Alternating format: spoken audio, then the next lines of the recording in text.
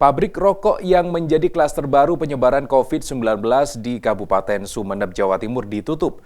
Penutupan sempat diwarnai keributan antar awak media dan petugas pabrik.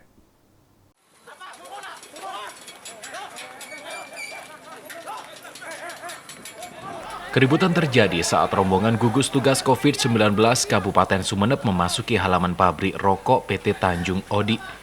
Sejumlah awak media yang hendak meliput tim gugus tugas tiba-tiba dihalang-halangi dan dilarang ikut masuk. Keributan mereda setelah polisi menengahi.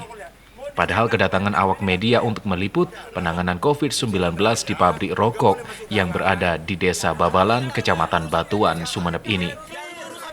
Karena jumlah karyawan yang positif corona di pabrik ini terus bertambah.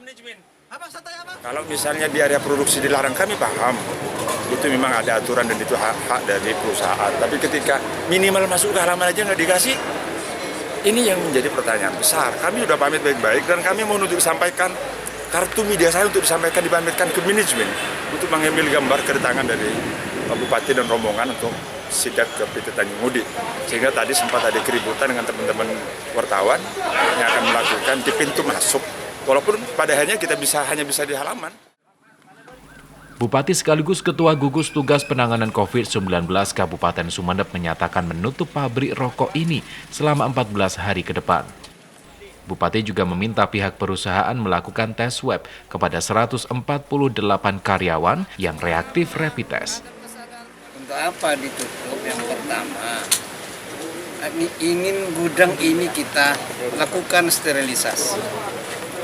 Sehingga seandainya misalnya masih ada sisa-sisa virus, kita lakukan selama 14 hari di sini bersih. Sehingga nanti ketika sudah kembali karyawan itu benar-benar bersih. Pihak perusahaan berjanji akan segera melakukan tes swab.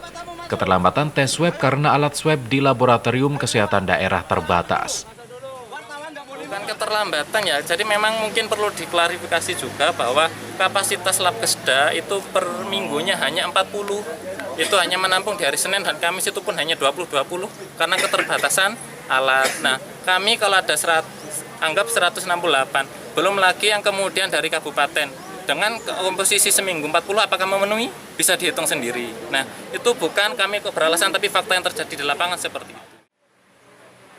Klaster pabrik rokok menjadi penyumbang terbanyak penambahan pasien COVID-19 di Sumeneb.